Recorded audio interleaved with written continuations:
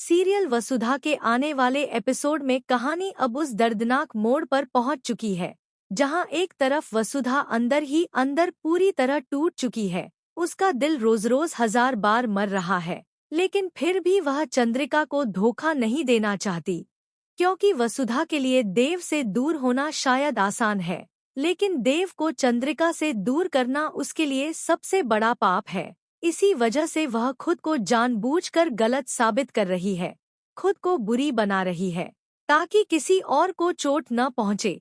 लेकिन इसी बीच कहानी में होने वाला है एक बहुत बड़ा धमाका, क्योंकि देव वसुधा को सिर्फ अपनी जिंदगी से ही नहीं बल्कि प्रोफेशनल लाइफ से भी बाहर कर देता है और ब्रांड एम्बेसडर की पोस्ट से हटाकर उसकी जगह नंदिनी को दे देता है।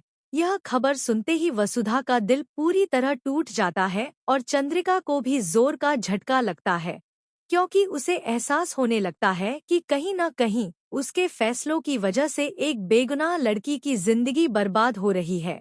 इसी सदमे और तनाव के चलते वसुधा की तबीयत अचानक बिगड़ जाती है और वह अपने ही घर में बेहोश होकर गिर जाती है। और जब चंद्रिका उससे मिलने पहुंचती है तो उसे इस हालत में देखकर उसके पैरों तले जमीन खिसक जाती है।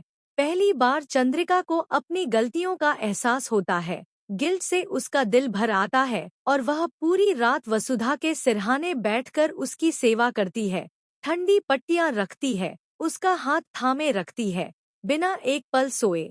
और किस्मत देखिए कि सुबह जब वसुधा की आंख खुलती है तो वह देखकर हैरान रह जाती है कि उसकी देवी हुकुम, उसकी सबसे बड़ी दुश्मन, पूरी रात उसकी देखभाल करती रही। और यहीं से वसुधा के दिल में एक बहुत बड़ा फैसला जन्म लेता है। वह तय कर लेती है कि अब वह सब कुछ छोड़कर चली जाएगी, बिना किसी को साथ लिए, बिना कुछ भी अपने साथ रखे, सिर्फ अपने टूटे हुए दिल के साथ।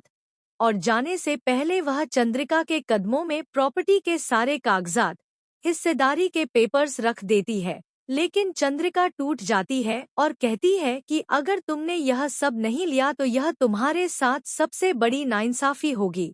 मैं तुम्हारे साथ नाइंसाफी नहीं कर सकती, मेरा दिल इसकी इजाजत नहीं देता। इसी गिल्ट में चंद्रिका देव को सब कुछ सच बताने के लिए तैयार हो जाती है, लेकिन तभी वसुधा देव की कसम देकर उसे रोक